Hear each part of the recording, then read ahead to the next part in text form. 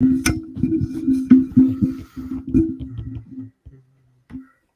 right, guys, we're live here. I can't find all my videos. Here we go.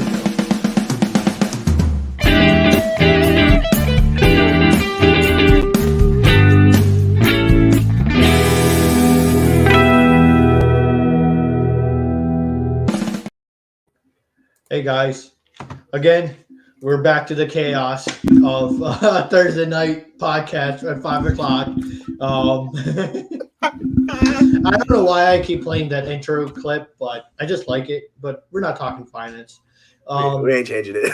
we're not changing it at this point. It's been our intro.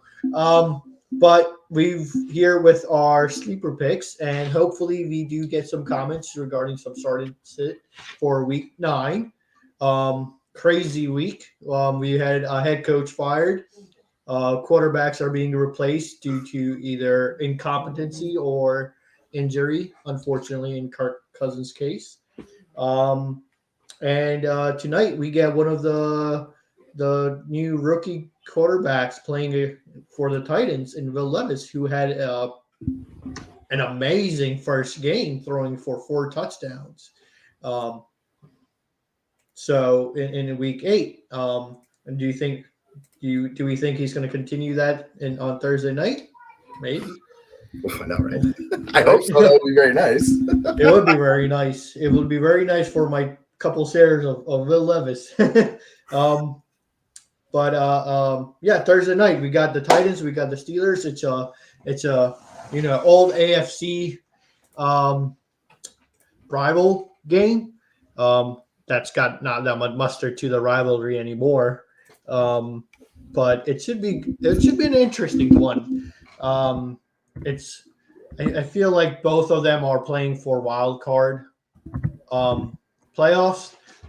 So this is going to be a very important game for each one of them for the standings within the conference. And honestly speaking, the Titans, I think are just better because I think they do have a slight edge on the quarterback's position at the moment. But I think more so on the offensive coordinator position. The edge is in the Titans' favor. But I think the way this game kind of breaks down is both offenses are not elite. They're mediocre. They have lapses in their game.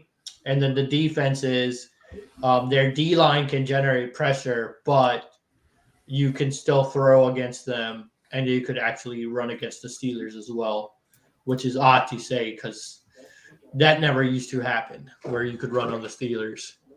Yeah, I'm honestly kind of surprised the Steelers are 3-point favorites. Like, I get it. They've been okay this year, but it's just been so ugly watching that offense try to do anything. Their defense has really just been the whole thing holding it all together. And on the Titans, they actually have a quarterback who looks good after one game, even though we weren't super sold on him. But yeah, he just looks a lot better than Kenny Pickett. I'm not gonna lie. There's nothing I've seen from Kenny Pickett in his 2 years in the league where I'm like, yeah, he's a good quarterback. All the metrics tell us he's a bottom tier quarterback, even with the talent they have. So, we had the bright spot from Levis, and let's hope that continues against, two susceptible defense against the pass, which is weird to say, like you're talking about. Yep. And I think you'll see when you look at the player props that we're actually really in on the Titans running game, and then we're also in on the pass catchers on both sides of the ball. That just means that there's a lot of opportunity for the wide receivers in this game. But unfortunately, the risk is always going to be the offensive game call with these two teams, and that's the risk. But let's go ahead and get started with our first player prop. I think this is the anytime. Never mind. This is not the discounted one, is it? No, this is just the anytime touchdown. It's a little out of order, so it might not be the best order, but it's just because it's kind of. But yeah, it's the touchdown prop. Nice. Yeah, Derrick Henry, he's the engine. Even though Will Levis did throw for 4 touchdowns last game, that was mainly because the defense was stacking the box, making him throw. But Derrick Henry, even when he's splitting touches with Spears, he's gonna give you production.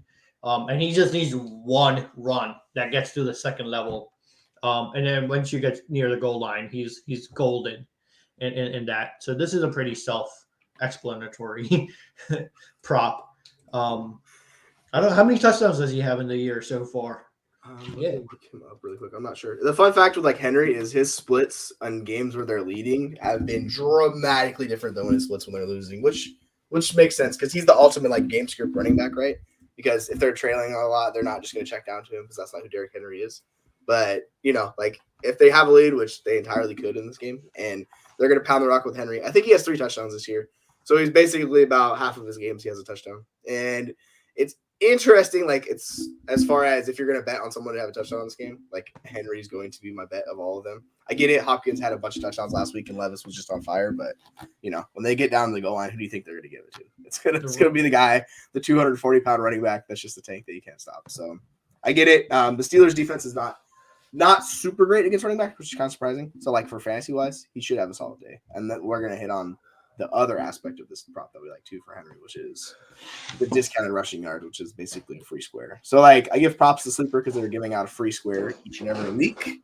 This week it's Derrick Henry, right? It's like he needs 1 yard rushing. It's like, okay, cool. So instead of 73.5, which is an entirely reasonable number for him to hit in this matchup, like if he hits a couple long runs like he normally does, Derrick Henry's a beast, and then you just get the 1 yard on top of it. It's like, all right, cool. So you could double dip with Henry if you want and start yourself off well this week with these props. Like I think it's overall like I'm kind of back in with Henry where I was worried a few weeks ago. Where do you kind of stand with him rest of the season, Henry? Are you like excited, or are you a little bit nervous, or are you somewhere in the middle with Henry?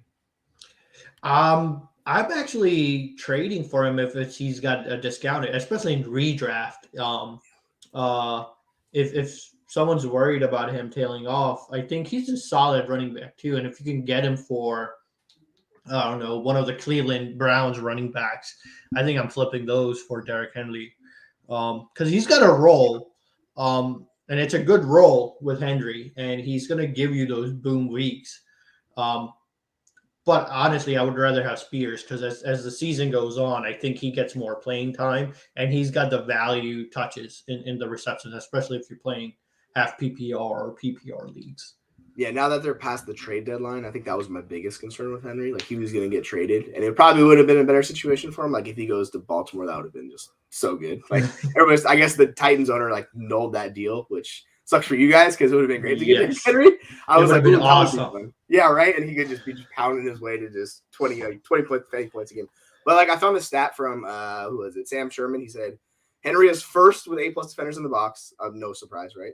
He's 10th in rushing yards over expectation per attempt. He's 10th in success rate per attempt, 5th in PFF rush grade, 2nd in PFF receiving grade, 3rd in yards after contact per reception, and 5th in yards per route run. Like the guy's I get it. He's ancient. We think he's dust, but he's still really good. Like he's an alien. He's an alien, right? He's like one guy where you're like, that dude's not human. He's literally not human. He's 250 pounds, and he's just a monster. He's like, I blame the head coaching staff a few years ago when he was a rookie, and they like just wouldn't put him on the field.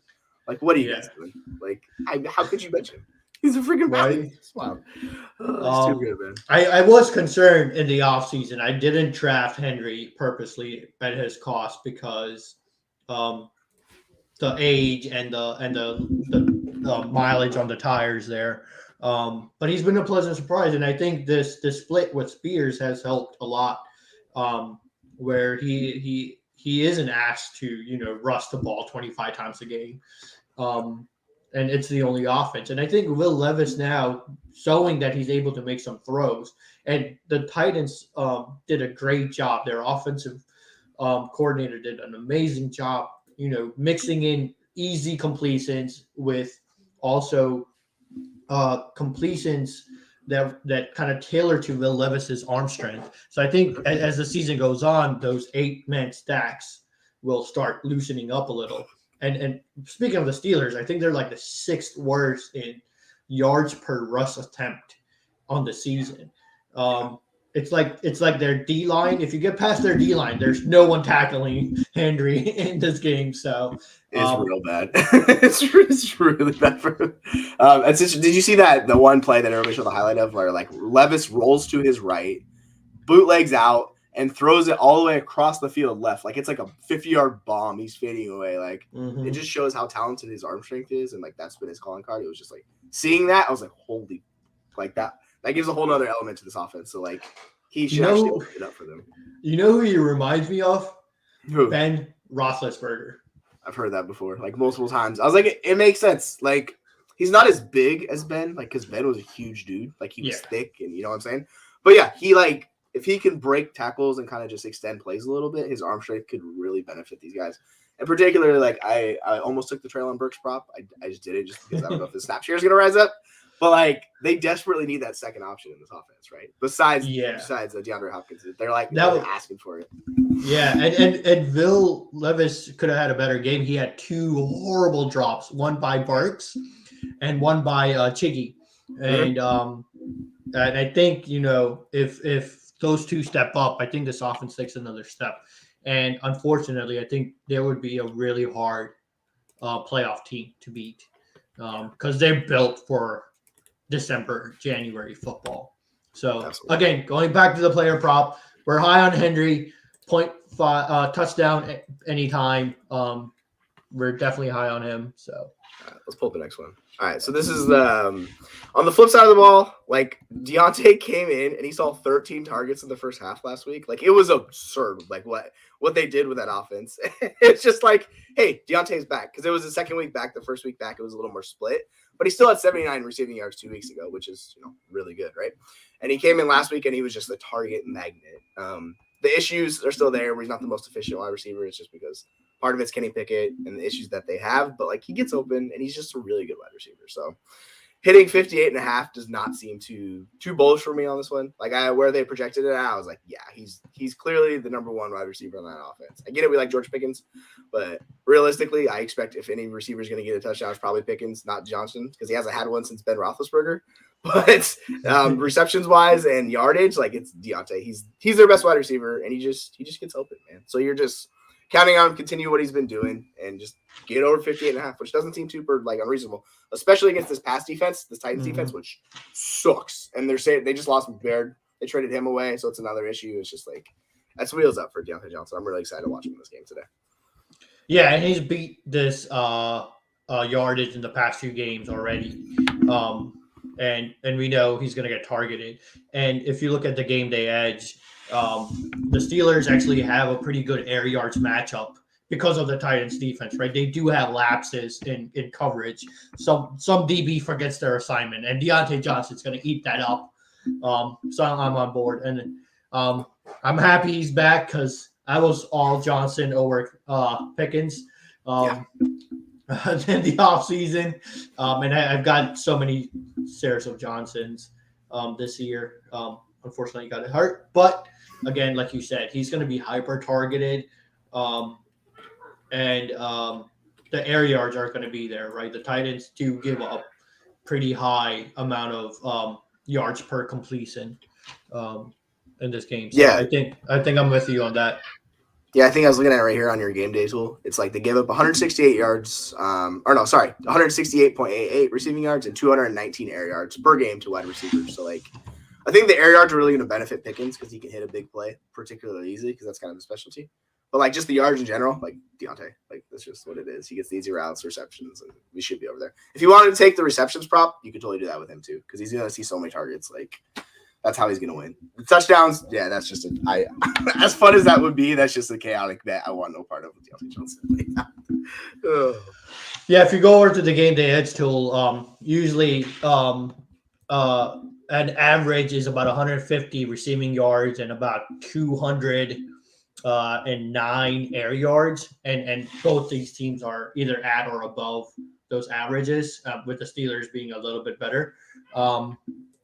So, and the Steelers have been passing a lot more this season, which is weird. Maybe they don't trust their O-line to make any sort of a push in the running game, which is quite evident if you had Najee Harris to pick this year. It's been brutal, man. Like he's just like he's been pretty solid as far as like not end of season stats or anything like that. Like per touch basis, he's been the better player for them. So you know he has a role. He's going to be solid for them. It's just they're both capped. Like there's no ceiling Yeah. with either one of those guys, right? Bad offensive line, not gonna do anything. Najee's not the most explosive player in the world. That's that situation. So yeah, we want the wide receivers on this matchup because that's where they're gonna specialize. I actually was surprised at how bad the Patriots and Chiefs were using your game day tool against wide receivers. I was like, holy smokes, it's like 244 air yards for the Chiefs. I was like, oh my gosh. But let's hit on the next prop. Yeah, this is the Derrick Henry. This is the Derrick Henry free prop, like we're talking about. You just need 1 yard. So you see how it's 73.5 yards normally. That would be the bet. Today, they knocked it down to 1 yard. So he just needs 1 carry. We're going to get it. Like, it's just free money. If you like free money, here's the bet to do it on. I think it's live up until the game time. Last week, somebody said they couldn't get the free square bet. I don't know what happens. But you want to take advantage of this a little bit earlier. Like, the closer it gets to the game, then they start to pull it. So I would hop on this one as soon as it's available. But yeah, we've already hit on Henry. You can just kind of move on to the next guy. Yeah. All right. So we have 2 for Tajay Spears, but I'll let you go on Tajay Spears.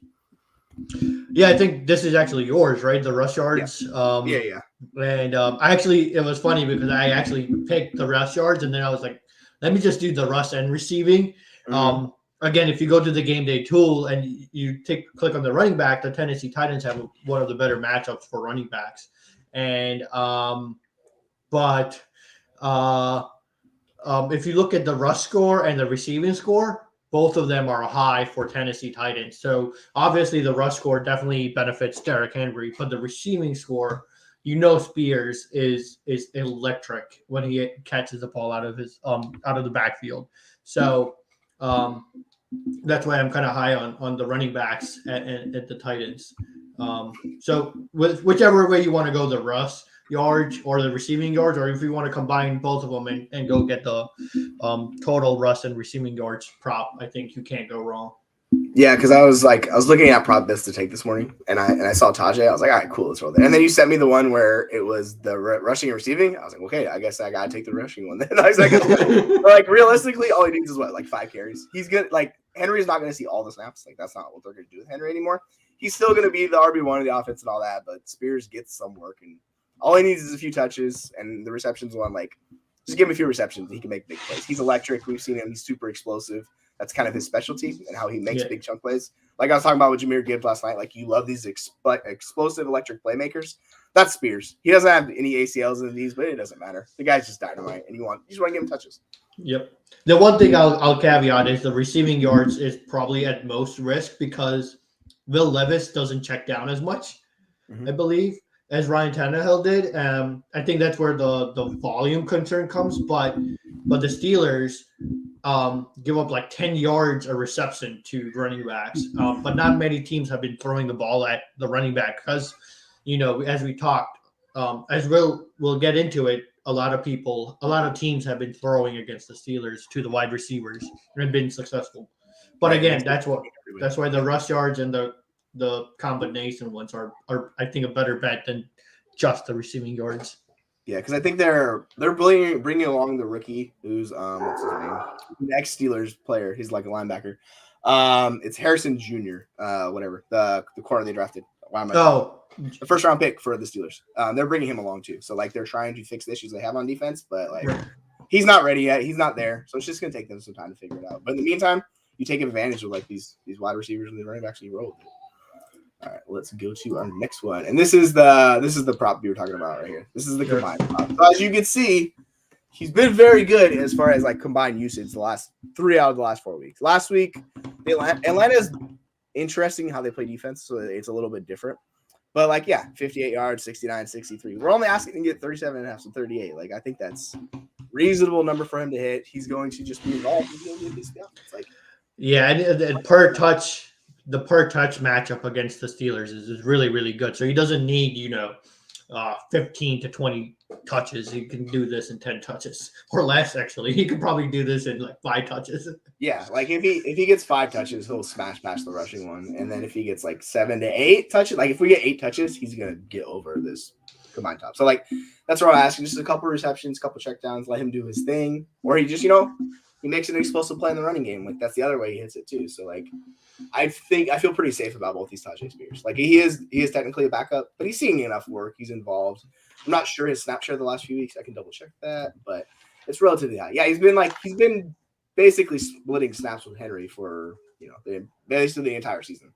He was at 44% last week. The 2 weeks before that was 56, 52. So he's right in that 40 to 50 range. And, he's involved in the offense. That's what you want to see.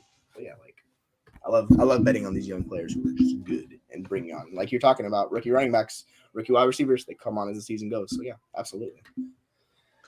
Yep. And like Atlanta is really good against the running backs, unlike the Steelers. So I think that's why. But obviously Henry killed them with 22, 22 on the ground.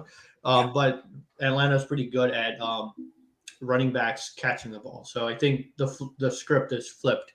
So this 37.5 feels like a discount to me. But again, the caveat is will Levis really target the running backs as often as Ryan Tannehill did. All right, I think do we have one more? We do. This is the sketchy one. So like prepare yourself. This is oh no, this is DeAndre Hopkins. Never mind. I was thinking it was the Traylon Burks one, and I was like, oh god, prepare yourself. No. I think you got out of that one. Yeah. I had to took that one down. Okay, yeah. Yeah, you can't have this one.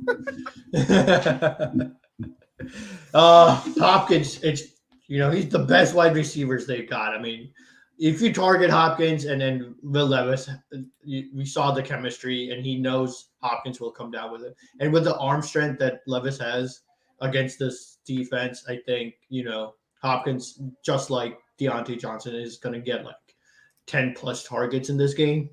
And he should be able to bring that 53.5 yardage in any game.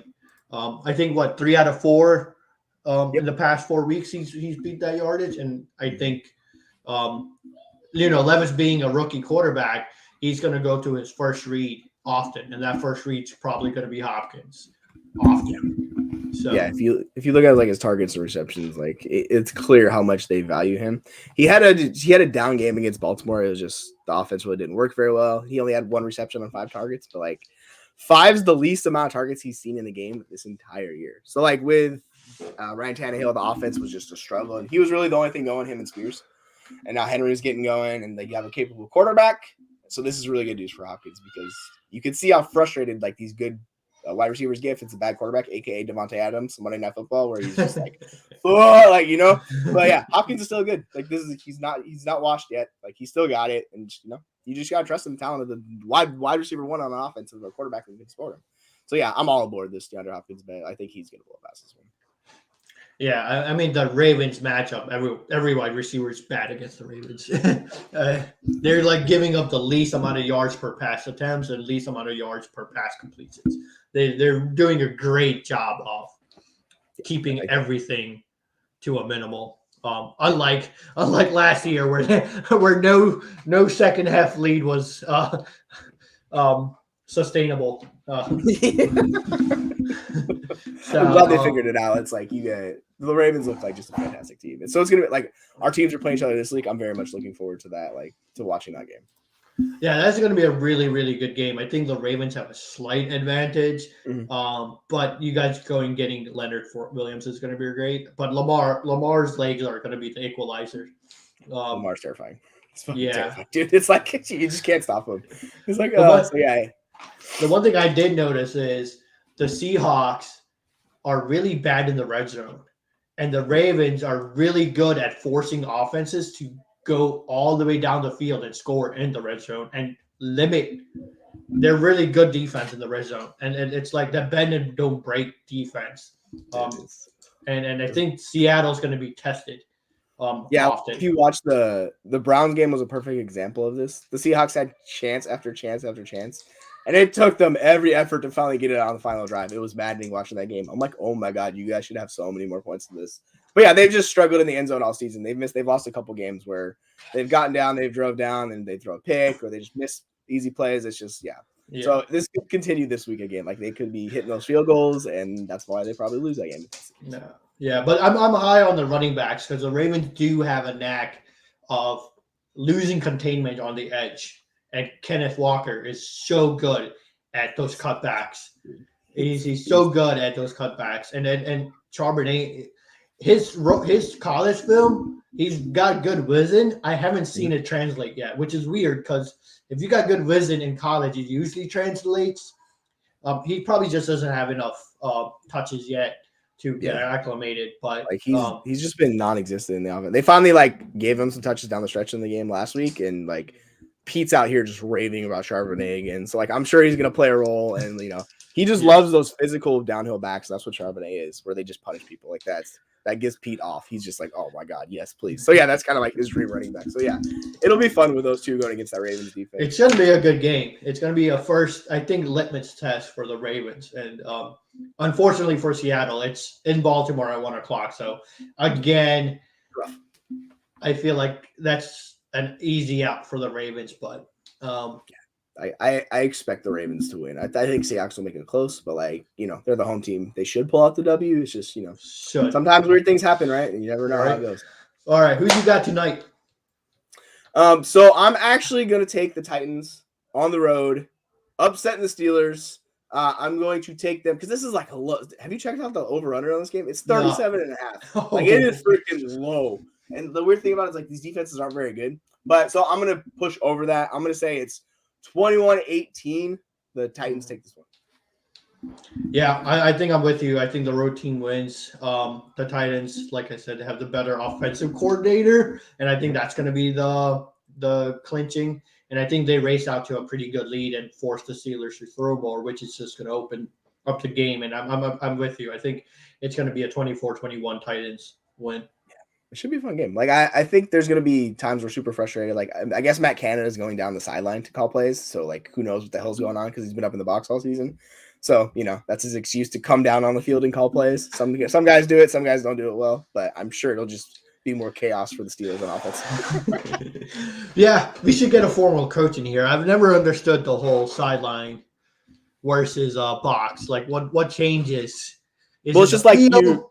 Yeah, you can just see the field better, like being up that high, right? So you get to see everybody and how they like. So like, but then are you detached? Are you like detached from the players? Is that what it is? It's like you're not getting the feeling, and you're not getting the players telling you exactly what it is. Yeah, because like we have head coaches, right? That still calls plays. Like guys like McVay and others are like involved on the sideline calling plays. So yeah, it's like there's both ways to do it. It's interesting how certain guys are like, nope, I want to be up or something. And we've had it with Seattle where they've gone up and down with a few different guys. Nice. I like the interaction. I think that helps spark a flat offense a lot more than just being up there and being able to see the whole field. Yeah, have someone else the cool like interactions where they freak out on each other. Yeah, you see that because they're down there. They start yelling at each other. It's like, give me the ball. He's like, shut up. But yeah, all right, man. I think it's gonna be a good game. Hopefully the wide receivers come through for us.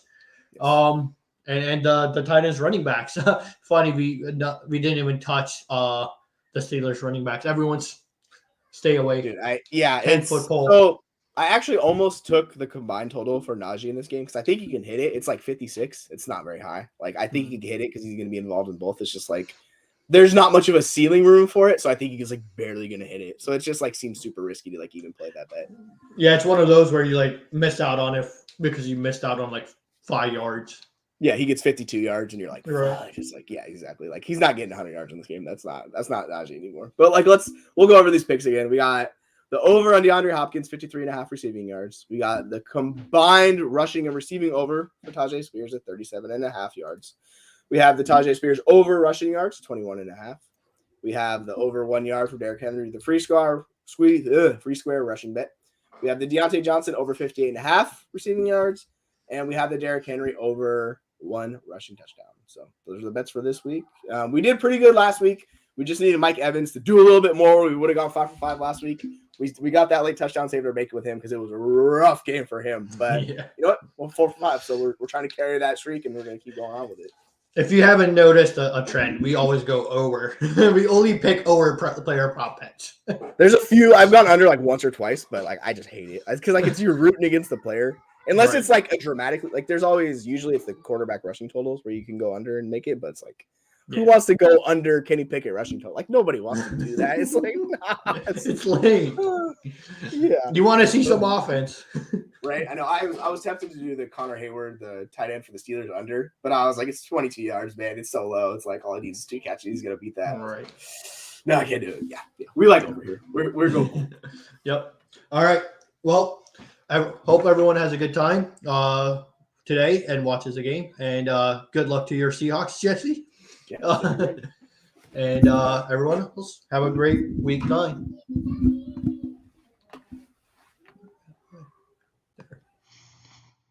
This podcast is sponsored by The League Winners. Check them out at theleaguewinners.com.